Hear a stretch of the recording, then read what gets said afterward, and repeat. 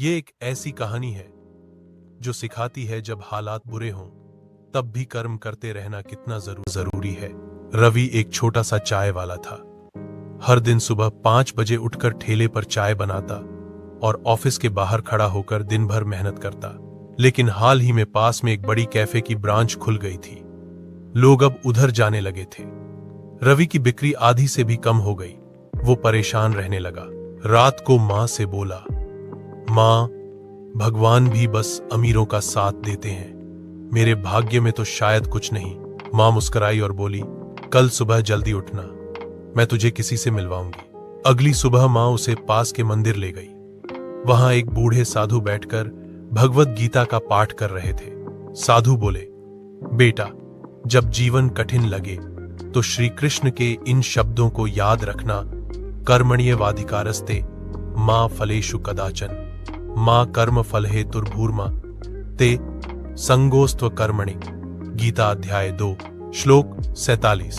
मतलब तेरा अधिकार सिर्फ कर्म करने में है, फल कैसा मिलेगा ये तेरे हाथ में नहीं, इसीलिए फल की चिंता किए बिना कर्म करता जा।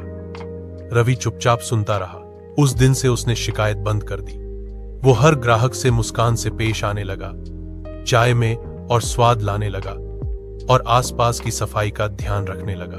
धीरे धीरे रवि की चाय फिर मशहूर होने लगी। लोग कहते, बड़ा कैफे हो या ना हो, असली स्वाद तो रवि की चाय में है।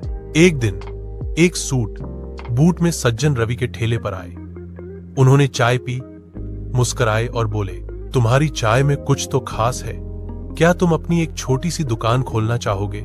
रवि थोड़ा चौंका, फिर बोला, साहब, सपना तो देखा था पर पैसा नहीं है। वो आदमी हंसते हुए बोला, पैसे की चिंता मत करो, मैं एक बैंक का मैनेजर हूं और मैं तुम्हारी मेहनत का ग्राहक हूं।